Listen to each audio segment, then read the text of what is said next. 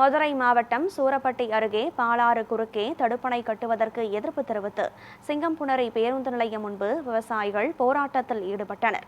சிவகங்கை மாவட்டம் சிங்கம்புணரி பேருந்து நிலையம் முன்பு பாலாறு பாசன விவசாய சங்க கூட்டமைப்பு சார்பில் மிக பெரும் போராட்டம் நடைபெற்றது.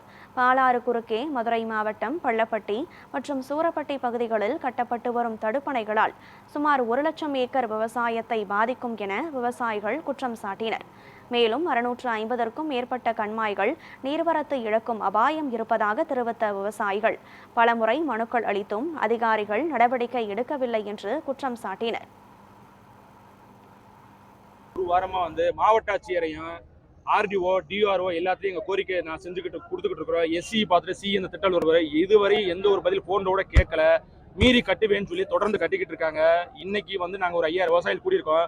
தொடர்ந்து இது நடந்தால் 30ஆம் தேதி 4 வழிச்சாலையை முற்றுகையிடுறதா நாங்கள் முடிவு பண்ணியிருக்கோம். பெருந்திரளாக சுமார் 50,000 பேரோட 4 வழிச்சாலை கொட்டாம்பட்டி பகுதியை முற்றுகையிடுறதா நாங்கள் முடிவு பண்ணியிருக்கோம். இப்ப இதுல என்னன்னு கேட்டீங்கன்னா, எங்களை நாங்க ஒரு பெரிய கோரிக்கை என்னன்னா, எங்களை அதிகாரிகள் கூப்பிட்டு பேச்சுவார்த்தை நடத்துங்கன்னு சொல்றோம். முதல்ல இந்த திட்டத்துடைய லாப நட்டம் என்னங்கிறத எங்கள்கிட்ட சொல்லுங்க, எங்களுடைய கோரிக்கையை கேளுங்க, நாங்க என்ன சொல்ல வர்றோம்னு காது கொடுத்து கேளுங்க, அரசுகிட்ட போய் இதை சொல்லுங்கன்னு சொல்றோம். எந்த அதிகாரியும் இவ்வளவு மனு கொடுத்தும் போராடியும் எங்களை இதுவரைக்கும் யாரும் சந்திக்கவும் இல்லை, பேசவும் இல்லை, எங்க கோரிக்கையும் கேட்கவும் இல்லை. அப்ப அவங்க இந்த போராட்டத்தை அரசு அதிகாரிகள் தான் தூண்டுறாங்க.